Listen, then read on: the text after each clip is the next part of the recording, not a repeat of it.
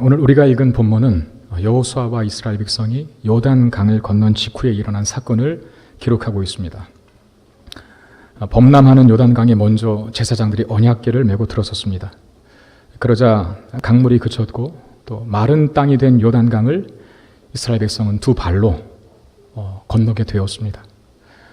과거 40년 전 홍해를 마른 땅으로 걸었던 그 홍해 더하 사건의 재현이라 그렇게 말할 만한 사건이 벌어진 것입니다.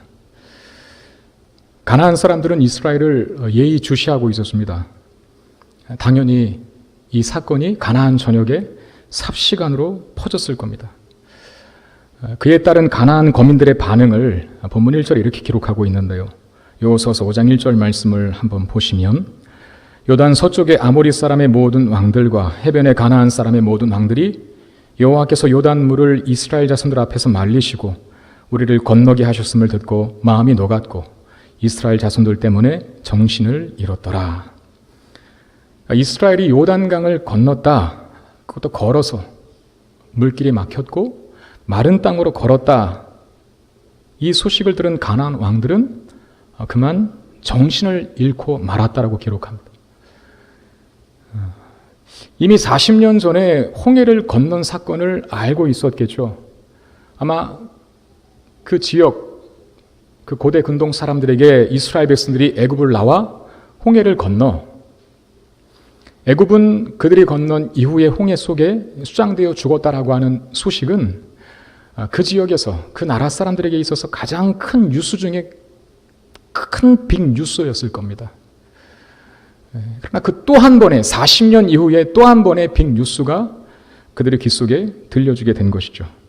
요단강마저 그것도 가장 범람하는 시기에 있던 요단강을 마른 땅으로 건넜다라고 하는 소식에 이 가나안 거민들은 큰 충격을 받았습니다. 이스라엘과 이스라엘이 믿는 하나님, 그 하나님이 두려웠던 것입니다. 여러분, 가나안 사람들의 입장에서 봤을 때 이스라엘은 자신들의 땅을 정복하겠다라고 들어오고 있는 적군들 아닙니까? 그러니까 예의주시할 수밖에 없고 그들이 한 걸음 한 걸음 놀라운 기적과 이적의 연출 속에서 자신들의 진영을 한 걸음 한 걸음 들어오는 광경을 보고 있는 가나안 거민들의 마음이 어떻겠느냐 그 말입니다. 전쟁에 있어서는 무기도 중요하고 또 전술도 중요하고 또 여러 가지 전략도 중요하지만 이 모든 것을 극복하고 전세를 뒤엎을 수 있는 것이 바로 군대의 사기라는 겁니다. 사기 충천한 군대는 백이 천을 감당할 수 있습니다. 그러나 사기가 꺾인 군대는 천이 백도 못 이깁니다. 아무리 좋은 무기를 갖고 있고 아무리 좋은 훌륭한 전략과 전술을 갖고 있어도 그 군대가 사기가 꺾여 있다면 군대로서 더 이상 기능을 하지 못하게 되는 것이죠. 그러나 아무런 무기도 갖고 있지 못하고 변변한 전술과 전략과 계획이 없을지라도 그 군대가 이기겠노라고 하는 충만한 사기 속에 있다면 아무리 적군들이 강하여도 해볼 만하다라고 하는 것이죠. 여러분, 이 요단강 도하 사건과 관련하여서 이스라엘은 사기가 충천했을 겁니다. 야, 과거 40년 전에 홍해를 건넜던 우리 조상들이 경험했던 이 놀라운 이적이 이 요단강을 건너는 사건 속에서 다시 재현되었구나. 하나님이 우리를 버리지 아니하셨고 우리와 함께 하시는구나. 애굽을 정복시켰던 하나님께서 가나안 땅에 진군하는 우리로 하여금 가나안 거민들을 정복시켜 주시는 그 표적과도 같은 사건이 우리에게 벌어졌구나라고 하면서 그들은 사기 충천했을 겁니다. 그러나 반대로 이스라엘을 적으로 대해야 할 가나안 거민들은 그 사기가 꺾일 대로 꺾였겠죠. 그렇다면 우리는 이스라엘의 다음 행보를 예상할 수 있습니다. 그 다음 행보 뭐겠습니까? 공격 앞으로입니다. 가나안 땅을 향하여 적군들을 향하여 진격하라 라고 하는 겁니다. 왜 그렇습니까? 바로 그때가 가나안 땅을 단번에 정복할 절호의 기회이기 때문입니다. 적들의 간담이 녹았다 합니다. 이스라엘에 대한 두려움 때문에 제정신이 아니라 합니다.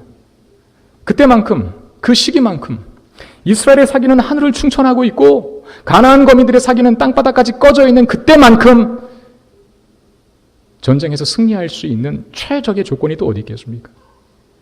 그런데 하나님은 여호수아에게 공격을 지시하시지 않습니다. 오히려 전쟁 시에는 결코 해서는 안 될 일을 지시하십니다. 그게 뭡니까? 2절 말씀 보시면 그때에 여호와께서 여호수아에게 이르시되 너는 부싯돌로 칼을 만들어 이스라엘 자손들에게 다시 할례를 행하라 라고 말합니다. 그때에 라고 하는 말이 맨 앞에 있어요. 그때는 어떤 때입니까?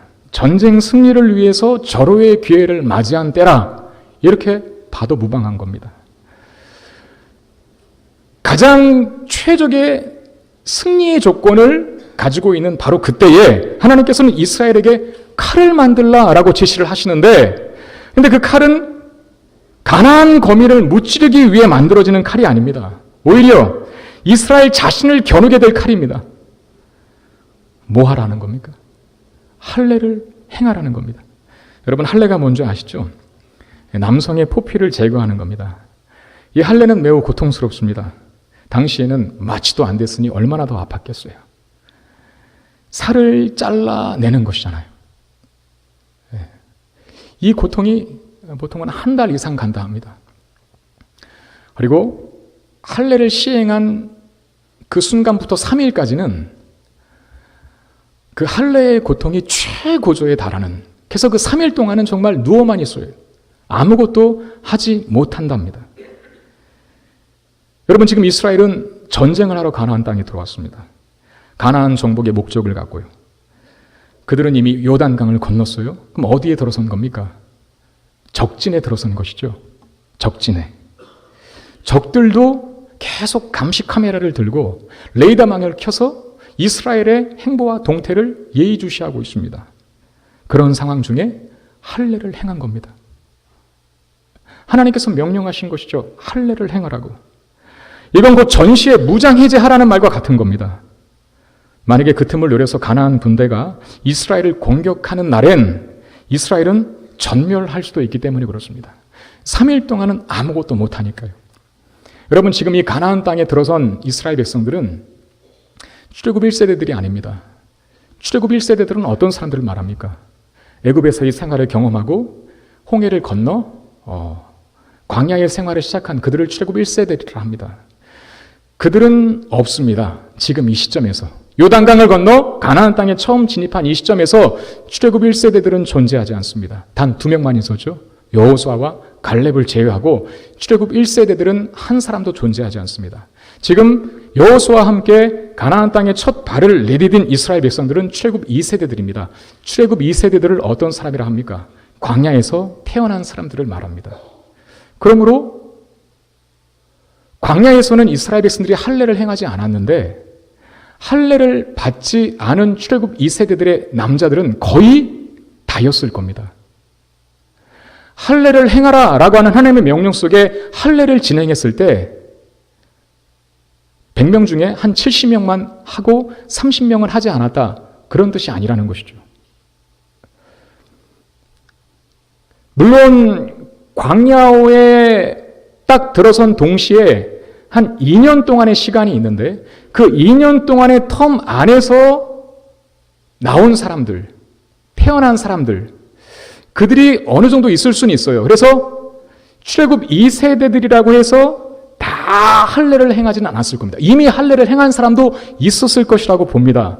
그 애굽을 나와 광야에 머문 첫 2년의 동안.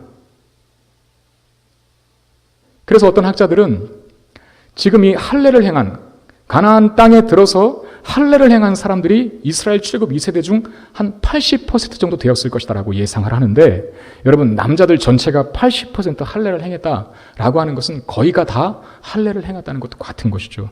만약에 이 틈을 타고 가나안 군대가 쳐들어왔다면 그냥 누워있는 시체와도 방불한 이스라엘 백성들을 물리치고 이기는 일은 그야말로 누워서 떡 먹기인 것입니다. 왜 하나님은 돌격 앞으로를 외쳐야 할 이 상황에 거의 반자폭을 의미하는 할례를 명하셨을까요? 하나님께서 이 상황 속에서, 이 순간 속에서 이스라엘 백성들에게 할례를 명하신 것은 그 할례가 의미하는 바가 무엇이고 또 어떠한 배경 속에서 최초 할례가 시행되었는지를 먼저 알아봐야만 합니다. 여러분, 성경에 하나님께서 할례를 가장 최초로 명령하신 대목이 어디에 기록되어 있냐면 창세기 17장에 기록되어 있습니다. 누구에게 할례를 행하라라고 명령하셨냐면 아브라함입니다. 아브라함에게 하나님께서 제일 먼저 할례를 명하시는데 창세기 17장 10절 11절 말씀 보시면 너희 중 남자는 다 할례를 받으라. 이것이 나와 너희와 너희 후손 사이에 지킬 내 언약이니라. 너희는 내 포피를 베어라. 너희는 포피를 베어라. 이것이 나와 너희 사이의 언약의 표징이니라 라고 말합니다. 여러분, 할례가 언약의 표징이래요. 언약, 지금 그런 말들을 잘 쓰지 않기 때문에 언약이라고 하는 말이 잘 선뜻 탁 우리 머릿속에 들어오지 않는데 그냥 약속으로 바꾸시면 됩니다. 언약이라고 하는 것, 하나님께서 이스라엘 백성들과 맺은 약속, 그게 언약이거든요. 그러니까 언약이라고 하는 말이 나오면 약속으로 딱 바꾸시고요. 그러면 할례가 그 하나님께서 이스라엘 백성들, 즉 아브라함과 맺은 약속의 표징이라 하는데 어떤 약속일까요? 그 약속의 내용이 창세기 17장 2절 6절 말씀에 기록되어 있는데요. 내가 내 언약을 나와 너 사이에 두어 너를 크게 번성하게 하리라 하시니 아브라함이 엎드렸더니 하나님이 또 그에게 말씀하여 이르시되 보라 내 언약이 너와 함께 있으니 너는 여러 민족의 아버지가 될지라. 이제후로는 내 이름을 아브라함이라 하지 아니하고 아브라함이라 하리니 이는 내가 너를 여러 민족의 아버지가 되게 함이니라. 내가 너로 심히 번성하게 하리니 내가 내게서 민족들이 나게 하며 왕들이 내게로부터 나오리라. 여러분, 계속 반복되고 있는 어구들을 발견하실 겁니다. 뭡니까? 하여간 자녀 많이 낳게 해주겠다. 이거 아닙니까? 민족의 번성, 너의 후손과 너의 씨의 번성들에 대해서 계속 말씀하시면서 그것을 언약이라 합니다. 그러니까 하나님께서 아브라함에게 나타나 맺은 약속은 뭐냐 하면 그 약속의 내용이 뭐냐면 너로 하여금 내가 민족의 아버지가 되게 하겠다. 한 가정의 아버지가 아니라 한 식구의 아버지가 아니라 너로 하여금 많은 씨를 두어 그 후손들이 크게 번성하게 하겠다. 이 약속을 주시면서 그 약속을 반드시 성취하겠다라고 하는 징표로, 표징으로 뭘 하라고 하시는 겁니까? 할례를 행하라 하시는 것이죠. 할례. 아브라함은 할례를 행한 자신을 볼 때마다 하나님께서 자신을 민족의 아비가 되게 할 것이라는 약속을 상기해야 합니다. 그것이 할례의 목적입니다. 여러분, 이 할례에 대한 최초의 명령이 있는 것이 바로 이 창세기 17장인데요. 이전 창세기 16장에 어떤 일이 있었는가 하면 아브라함이 최초 민족 번성의 약속을 창세기 12장에서 받아요. 창세기 12장에 아브라함의 소명기사, 첫 번째로 등장하는 아브라함의 소명기사가 있지 않습니까? 너는 너의 본토 친척 아비 집을 떠나 내가 내게 지시할 땅으로 가라. 내가 너로 큰 민족을 이루고 장대케 하리니 너는 복의 근원 될지라. 이 말씀 아시지 않습니까? 그게 창세기 12장에 있거든요. 그러고 나서 민족 번성의 약속을 그때 이미 받았는데 10년이 지나도 자식을 하나 안 주시는 거예요. 그래 기다리다 못한, 참다 못한 그 아내 사례가 어떤 제안을 합니까? 우리의 여종 하갈을 당신이 드려라. 그리고 하갈에게서 난 자식을 후손으로 하자. 대를 잇게 하자라고 제안을 하지 않습니까? 아브라함도 기다렸다는 듯이 그 제안을 받아들이고 그리고 하갈을 품어 아들을 낳는데 그 아들의 이름이 뭡니까? 예스. 그게 끝입니까? 뭡니까? 역시 이분은 수준이 높습니다. 일부 때에는 아무도 대답하는 분이 없습니다. 전찬주 권사님이 대답하셨나요? 이스마엘입니다. 이스마엘. 근데 하나님께서는 이스마엘을 약속의 자녀로 삼지 않으시겠대요. 내가 말한 그 후손이 아니다. 아브라함의 대를 이을 자가 아니라고 하나님께서 말씀하시는데 바로 그것이 16장, 창세기 16장에 이스마엘이 태어난 사건이 있고 그런 후에 17장에서 아브라함에게 할례를 행해라 라고 명령하시는 거예요. 그러니까 이스마엘이 아브라함의 대를 이을 후사가 될 수 없는 이유가 할례와 관련되어 있다는 사실을 예감할 수 있다는 겁니다. 그런 다음에 17장에서 할례를 행하고 드디어 누가 태어납니까? 창세기 21장에서 이삭이 태어납니다. 이삭. 하나님께서 그를 약속의 자녀라 합니다. 여러분, 할례를 기준으로 해서 할례 전에 낳은 자식인 이스마엘은 후사가 아니랍니다. 그리고 할례 이후에 출생한 자녀인 이삭은 후손을 이어갈 약속의 자손이랍니다. 무슨 뜻일까요? 할례 전에 출생한 이스마엘은 아브라함이 자신의 실력으로 낳은 자식이라 라고 하는 상징성을 갖습니다.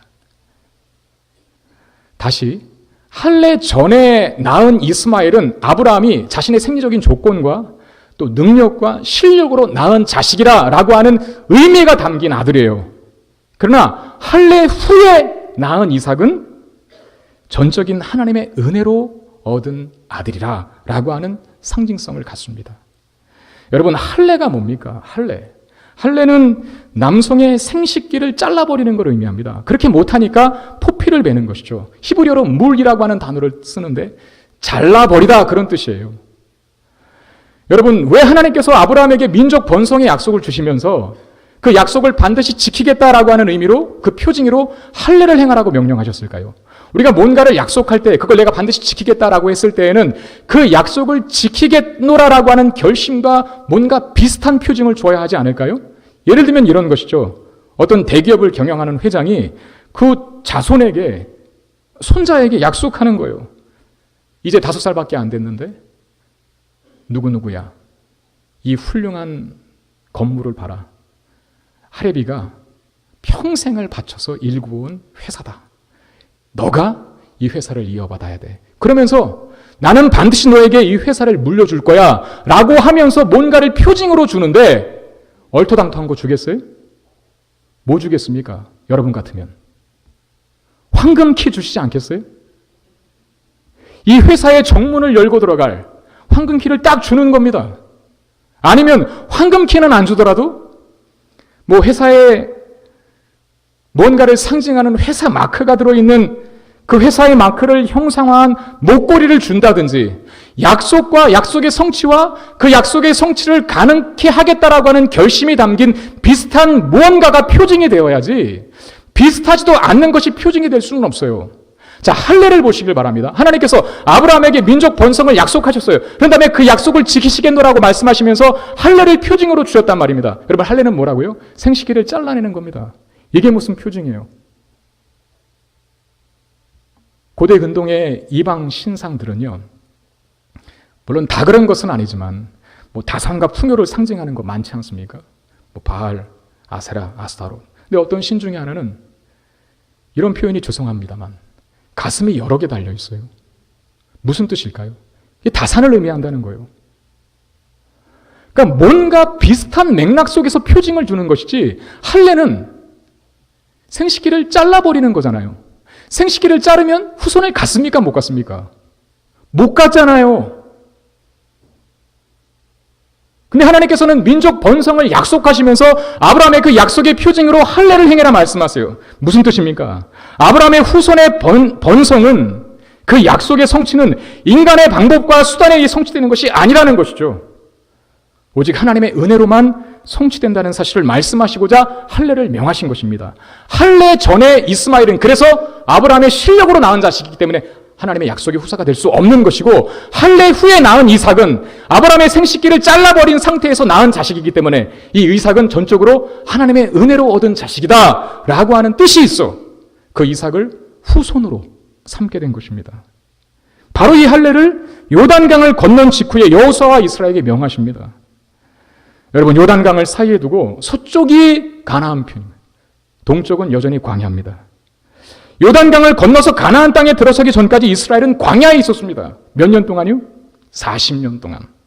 그럼 왜 40년 동안 광야에 있을 때는 할례를 행하지 않았는가?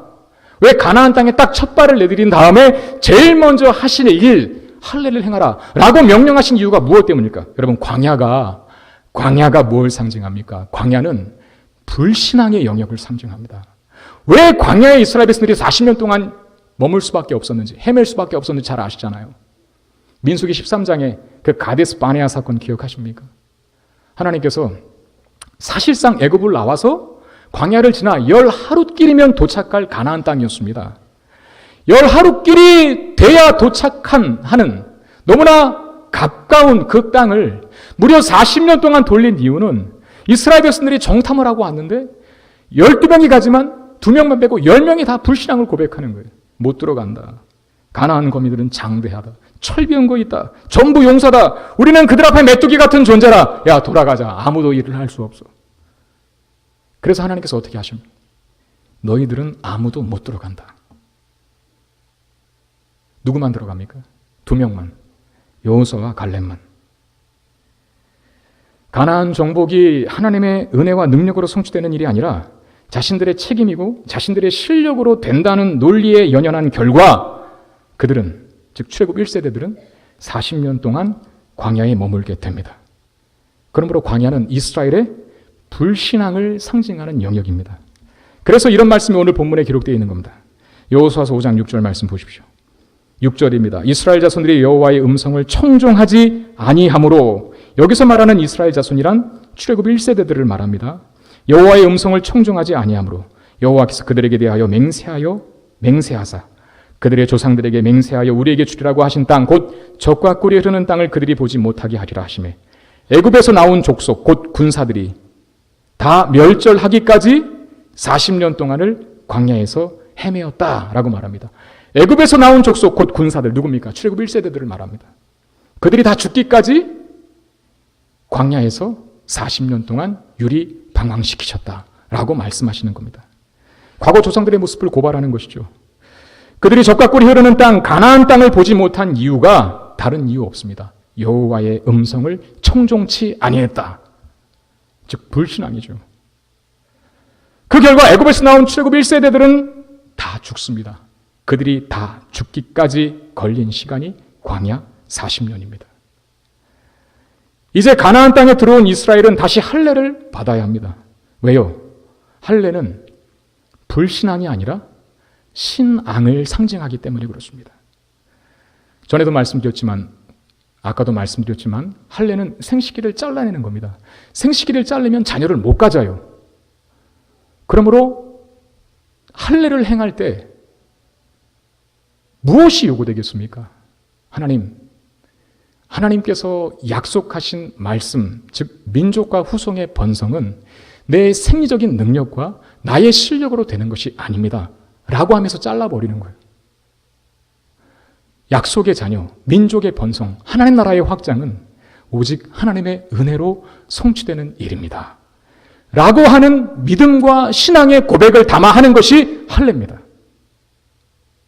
광야가 불신앙을 상징한다면 할례는 믿음과 신앙을 상징하는 것이죠.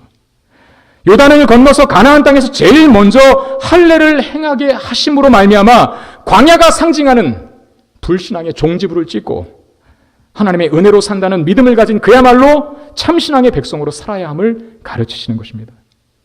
1세대와 2세대를 구분하는 것이고요. 광야와 가나안 땅을 구분하십니다. 출애굽 1세대와 광야는 불신앙을 상징하지만 출애굽 2세대와 이제 가나안 땅에서 할례를 행한 그들은 신앙을 요구받고 있다는 것을 뜻하죠. 바로 여기에 여호수아와 이스라엘이 적진에서 할례를 행하라는 이 말도 안 되는 황당한 요구에 순종한 이유가 있습니다. 여호수아와 출애굽 2세대들이 뼈저리게 광야 40년 생활 동안 확인한 건 뭘까요? 목에 칼이 들어와도 하나님 말씀 순종해야겠다, 이거 아닐까? 왜요? 그들은 봤거든요. 불순종하고 불평하고 하나님 힘으로 안 돼, 우리가 계산해 보니까 그 땅 정복할 수 없어 라고 하면서 인간적인 판단과 계산으로 살았던 이 불신앙의 결과가 무엇인지를 그들은 두 눈 똑똑히 뜨고 봤을 거예요. 하나님을 거부하고 자신의 힘으로 인간적인 계산으로 살려고 했던 조상들이 어떤 결말을 맞았는지를 두 눈으로 똑똑히 확인했기 때문에 적진에서 몰살 당할 수 있는 명령에도 불구하고 할례를 행하라 라고 하나님 말씀에 두말하지 않고 순종한 이유가 거기 있다는 겁니다. 가나안 땅에서 이스라엘은 스스로의 계획과 판단으로 사는 자가 아니라, 세상의 이치와 흐름대로 사는 자가 아니라 하나님 말씀대로 살아야 하는 존재로서의 완전한 전환을 이루게 된 것입니다. 이것이 가나안 땅에 발을 들여놓자마자 이스라엘에게 할례를 명하신 이유입니다. 여러분, 오늘 우리는 이 말씀을 대하면서 우리 각자에게 이런 질문을 한번 던져봐야 됩니다. 하나님의 말씀이 내게 요구하시고 나에게 명령하시는 그 명령의 내용이 내가 생각하기에 합리적이라면 순종하겠지만, 듣겠지만 오늘 본문의 상황처럼 정말 현실과는 전혀 부합하지 않는 요구일 때 여러분 어떤 결정을 내리시겠습니까?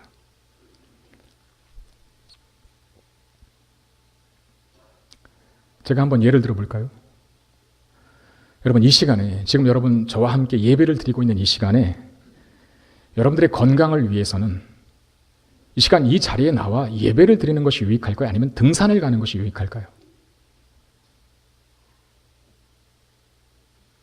왜 아무도 대답을 못 하시는 거예요? 등산을 가는 게 유익하잖아요.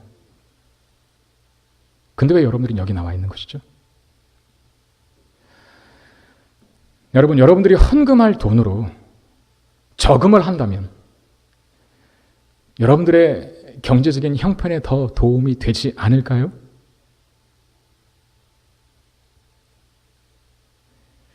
새벽기도 나올 시간에 잠을 더 잔다면 하루가 더 상쾌하지 않을까요? 금요기도에 나올 시간에 친구들과 친목을 도모한다면 그 친구들 때문에, 잘 사귀어둔 그 친구들 때문에 내 인생이 더 성공에 근접해 가지 않을까요? 어쩌면 이것이 우리에게 불합리한 요구일 수 있다는 것이죠. 신앙이고 뭐고 다 팽개쳐 놓고 한번 세상적인 이치와 인간적인 관점으로 판단했을 때에는 예배의 자리보다 등산 가는 것이 훨씬 우리의 육체적인 건강에 유익합니다. 헌금을 드리는 것보다 여러분들이 적금을 들든지 저금을 하는 것이 여러분들의 살림살이를 더 증가하게 만드는데 더 효과적으로 작용할 겁니다. 새벽기도 나오고 금요기도 나오는 대신에 그 시간에 여러분들을 위해서, 여러분들의 육신을 위해서 더 건설적인 일을 하신다면 그 건설적인 일의 결과를 보시게 될 거예요. 그럼에도 불구하고 하나님은 우리에게 하루를 하나님 앞에 드려라. 금요기도에 나와라. 하나님 앞에 드릴 것, 헌금 똑똑히 구별하여 드려라. 그리고 주일은 하나님 앞에 온전히 예배하며 성수하는 날로 지키라 라고 명령하십니다. 이 불합리한 요구에 우리는 지금 순종하여 앉아 있습니다. 간단한 얘기긴 하지만 이 부분은 어느 정도 얼마든지 우리가 순종할 수 있는 부분이긴 하지만 이보다 훨씬 더 불합리하고 어려운 요구가 하나님의 말씀을 통해서 우리 각자에게 전달되었을 때 과연 우리는 순종할 수 있을까요? 예수님께서 산상설교 중에 마태복음 5장 7절에서 5장과 6장에서 믿는 그리스도인들을 향해서 이런 명령을 제시하십니다. 누군가 너의 오른 뺨을 치거든 왼 뺨도 대라. 하실 수 있겠습니까? 여러분, 우리는 내가 한 대 맞으면 어떻게 합니까? 여러분, 저한테 한 대 맞으시면 어떡하실래요? 2대, 3대 때려주시지 않을까요? 누군가가 나를 한번 공경에 빠뜨렸다. 우리는 은혜는 물에 새기고 원수는 어디에 새깁니까? 뭐 돌에 새긴다 그런 말이 있지 않습니까? 좋은 일은 있지 않지만 기분 나쁜 일은 꼭 기억해요. 두고두고 기억하고 있다가 때가 되자 갚아주죠. 그런 우리의 성향, 그런 우리의 죄된 심리에 예수님께서 말씀하시기를 누군가 너의 오른뺨을 치거든 왼뺨도 돌려대라 라고 명령하십니다. 저와 여러분들에게 하시는 요구예요. 누군가 너를 고발하여 내 속옷을 빼앗고자 하거든 내 겉옷까지도 그냥 주라. 고발한다, 송사한다는 뜻이거든요. 우리는 뭔가를 놓고 법적 분쟁에 이르렀을 때 이기기를 원하죠. 그런데 그 법적 분쟁 속에서조차 네가 억울하다 하더라도 그 사람이 너의 속옷을 빼앗으려고 하면 그냥 겉옷까지 줘버려라 라고 말씀하시는 겁니다. 누가 억지로 오리를 가고자 하거든 그 사람에게 심리를 동행해 주라. 원수를 사랑하고 너를 정말 핍박하는 자를 위해서 기도해 주되 축복 기도해 주라 라고 말씀하십니다. 여러분, 이것만큼 불합리한 요구가 어디 있습니까? 우리는 그런 가르침들이, 예수님의 이런 요구가 정말 심오하다 라고 하면서 고개는 끄덕일지언정 그것이 나의 삶 속에서 실제 실행되고 실천되어야 할 문제라고는 생각하지 않습니다. 왜? 어렵기 때문이죠. 왜 어렵습니까? 우리가 가진 성향과 맞지 않거든요. 그리고 우리가 사는 시대의 흐름에 도무지 동떨어진 요구들이거든요.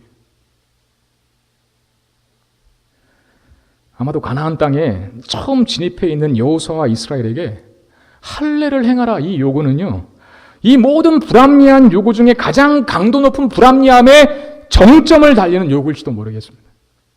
근데 여호수아와 이스라엘 백성들이 할례를 행합니까 안 합니까? 해요. 할례를 행합니다.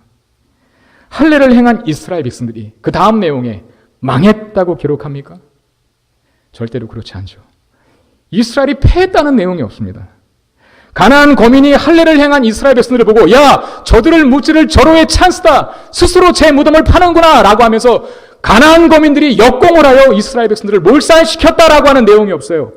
오히려 오늘 본문 이후의 기록인 여호수아서 5장 10절 12절 말씀에 보면 유월절을 그들이 지키고 있고 드디어 가나안 땅의 소산물들을 먹고 있다라고 기록합니다. 불상사가 발생하지 않았을 뿐더러 가나안 정복과 그 정복 과정의 모든 단계가 차근차근 하나하나 막힘없이 진행되고 있음을 보여줍니다. 이게 샬롬이 아니고 뭐겠습니까?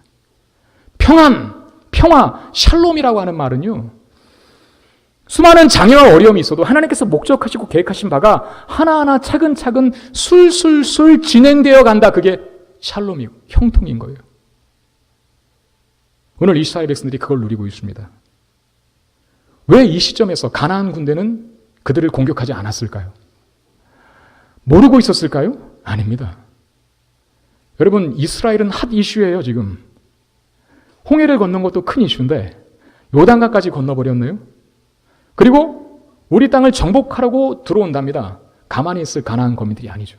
여기저기 지금 레이더망을 켜놓고요, 그들의 이스라엘 백성들의 일거수일투족, 그들의 모든 동태를 낱낱이 파악하고 보고받고 있을 겁니다.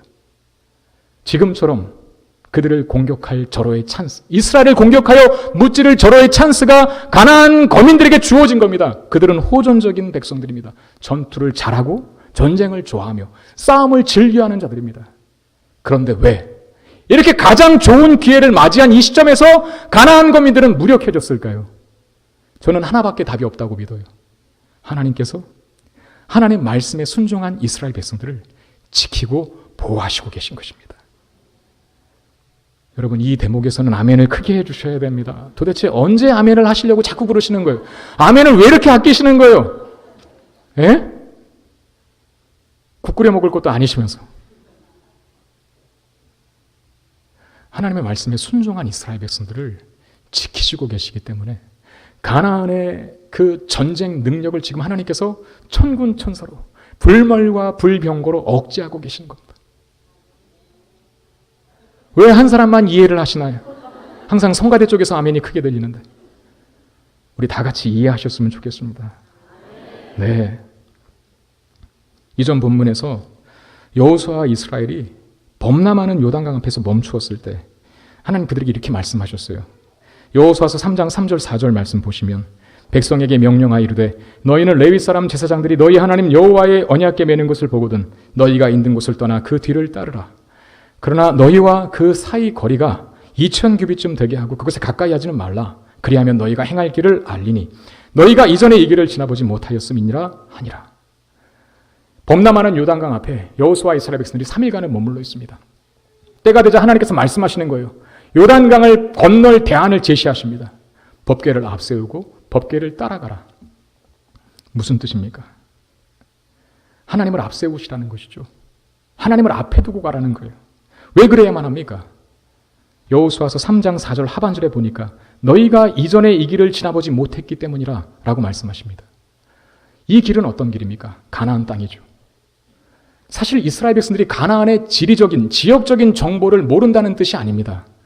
여기서 하나님께서 하시는 말씀은 너희들이 가나안 땅에 들어가면 어떻게 살아야 하는지, 어떻게 살아야 성공적인 인생을 살 수 있는지, 어떻게 죄악이 관영한 세상 문화가 범람하는 그 가나안 땅에서 그들과 타협하지 아니하고 동화되지 아니하며 하나님의 나라의 확장을 위해서 성실하고 아름답게 살아갈 수 있는지, 너희들이 인간이라면 하나님의 형상을 가진 나의 존재라고 한다면 어떻게 만족스러운 인생을 살 수 있으며 어떻게 진정 인간이 인간답게 살아갈 수 있는 비결과 인간이 인간답게 살아갈 때 누리는 행복과 기쁨을 누릴 수 있게 되는지 너희는 모르지 않니? 그러므로 너희는 나를 따라와야 한다라고 말씀하신 겁니다. 너희가 이전에 이 길을 지나보지 못했기 때문에 나를 앞세우고 가라라고 하는 말씀의 의미가 그것입니다. 누구도 인생의 의미를 아는 사람은 없어요. 어떻게 살아야 인생을 잘 사는 것인지 누구도 모릅니다. 누가 우리의 인생의 목적을 가르쳐 줄 수 있겠어요? 다 각자 자기가 설정한 목적과 목표를 두고 살아가는 것이 인생 아닙니까? 때로는 그것조차 없어서 그냥 물 흐르듯 세상의 흐름에 따라서 자기의 몸을 그냥 유히 맡기며 목적과 목표도 없이 살아가는 인생이 이 땅에 얼마나 많이 존재합니까? 수많은 철학자들이 인생의 목적이 무엇이고 왜 인간은 존재해야 하는지를 고민했고 질문했습니다. 그 머리 뛰어난 양반들이 그래서 내놓은 답이 뭐였습니까? 모른다는 거예요. 왜 인간이 이 땅에 존재하며 어떤 목적을 향해 가지고 살아가야 하는지 모른다는 게 그들이 내놓은 답입니다. 그리고 또 하나 내놓은 답이 있었죠. 나도 모르니까 니들이 그냥 알아서 살아. 네가 원하는 대로 사는 것이 최선이고 그게 진리야. 이게 철학자들의 가르침이었어요. 누구도 하나님이 가르쳐 주시기 전까지는 우리 인생의 목적을 알지 못합니다. 하나님은 인생이 왜 이 땅에 존재해야 하는지, 어디서 왔고 어떻게 살아야 하며 또 어디로 가야 하는지를 잘 알고 계신 분이십니다. 그래서 앞세우라 하시는 거예요. 너희는 나의 뒤를 따라와라 라고 말씀하시는 거예요. 한치 앞을 모르는 게 인생이, 그 한치 앞을 모르는 무지한 인생에게 그 모든 것을 다 아시는 하나님께서 그래서 우리를 부르십니다. 나를 앞세우고 따라오라고 말입니다. 그리고 명령하십니다. 할례를 행하라고요. 이제 내가 명령하고 내가 가르치고 내가 요구한 대로 너희들은 살기만 해라. 할례라는 게 뭡니까? 신앙을 상징한다 그랬잖아요. 인간의 방법대로 사는 것이 아니라 믿음으로, 은혜로, 말씀으로 살겠다는 고백이 할례라 그랬지 않습니까? 과거 내 계산과 내 합리와 내 이해와 내 삶의 습관과 방식과 세상의 흐름에 따라 살았던 그 삶의 모든 방식들을 청산하고 하나님의 은혜와 인도만이 나를 살게 한다는 믿음으로 사는 인생. 우리 자신의 무지함과 나약함을 인정하고 하나님의 도우심과 은혜가 절실히 필요함을 간구하는 인생으로 살아라. 그게 할례를 행해라 라고 하는 말씀의 의미 아닙니까? 만약에 우리가 우리의 마음에 할례를 행하지 않고 여전히 불신앙적인 태도로 하나님 말씀을 그냥 흘러가는 내 기존의 맴도는 누군가의 소음으로만 받아들이신다면 우리는 무엇이 되고 맙니까? 애굽의 수치를 안고 사는 비참한 인생으로 전락하게 됩니다. 그게 여호수아서 5장 9절 말씀입니다. 여호와께서 여호수아에게 이르시되 내가 오늘 애굽의 수치를 너희에게서 떠나가게 하였다 하셨으므로 그곳 이름을 오늘까지 길갈이라 하느니라. 여러분, 애굽의 수치는 광야 40년 생활과 관련이 있어요.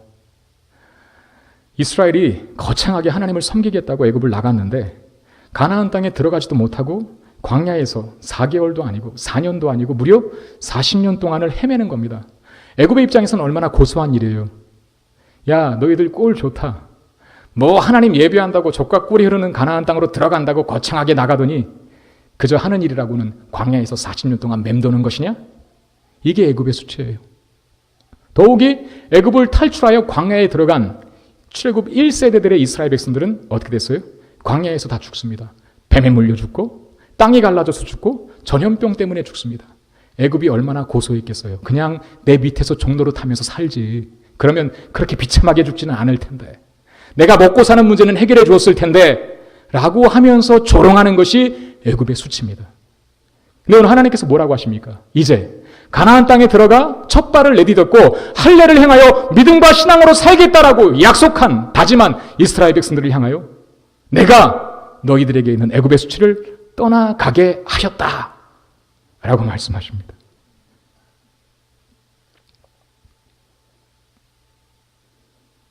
과거 불신앙을 상징했던 광야에서의 생활을 청산하고 하나님의 은혜로 들어가는 땅인 젖과 꿀이 흐르는 가나안 땅에서 믿음과 신앙의 삶을 다시 시작하라는 겁니다.